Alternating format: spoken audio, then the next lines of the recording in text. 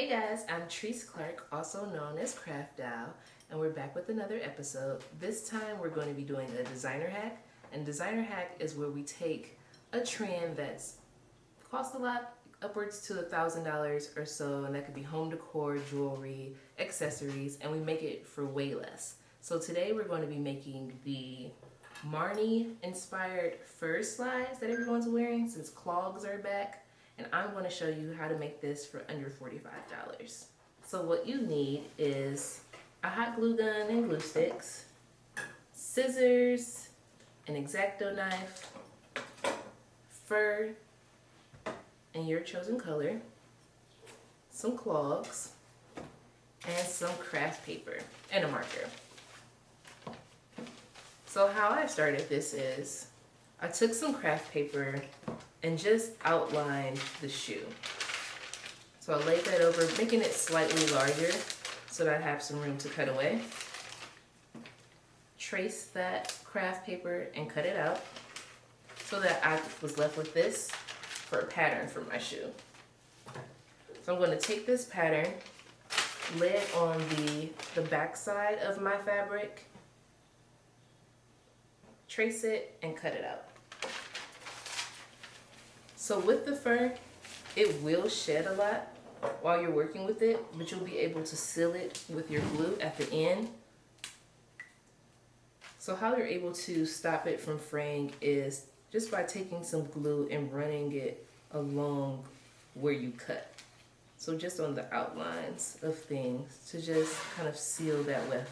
You know, to the wig ladies out there, you know about sealing the wefts of the weaves and things so that they don't continue to fray. Now I'm just tracing it.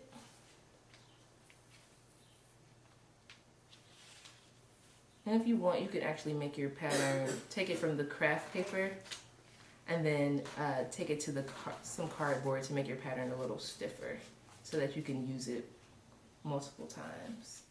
Okay, so now that I have this all traced, I am going to cut it out of the fabric. And these little slides, they're about $800.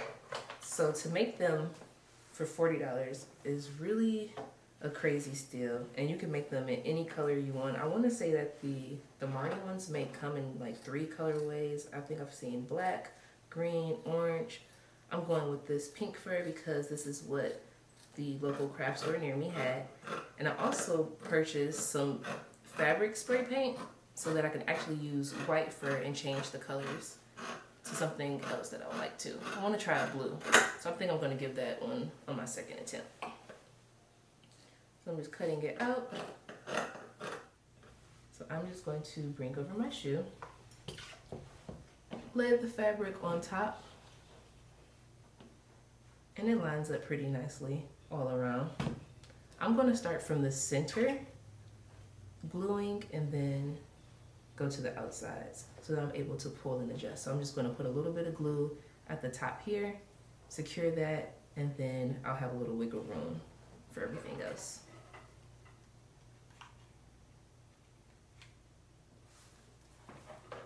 So if you don't have a hot glue gun, you can definitely use other glues like a fabric glue, a fabric tack. That's a really strong one. The hot glue just does it a little quicker.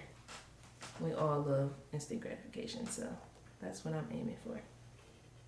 So that little piece is there, and now I'm going to move on to the sides.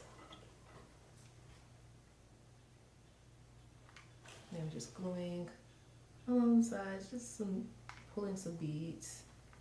Remember, hot glue does cool rather quickly, so I don't have that much time to play with it, but and just press it down. I'm going to repeat that on this side as well.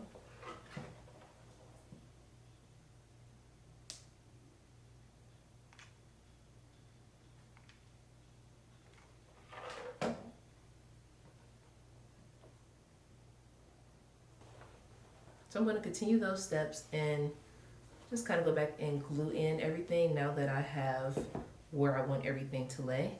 Now I can go in and secure the rest. I'm going to go about here to the bottom of the sole just so that it's not completely dragging on the ground getting dirty, but there's still enough room where you're not seeing the bottom lip.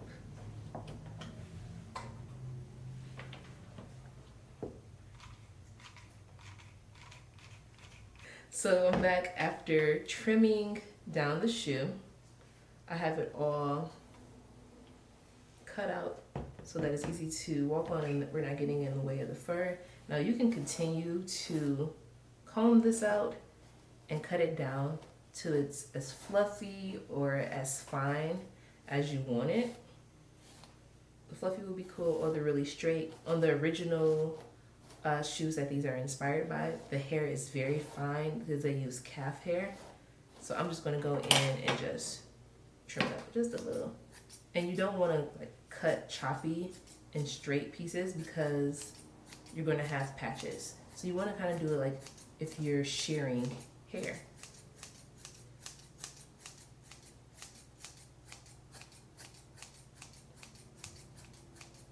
And just keep playing with it until you achieve your desired look.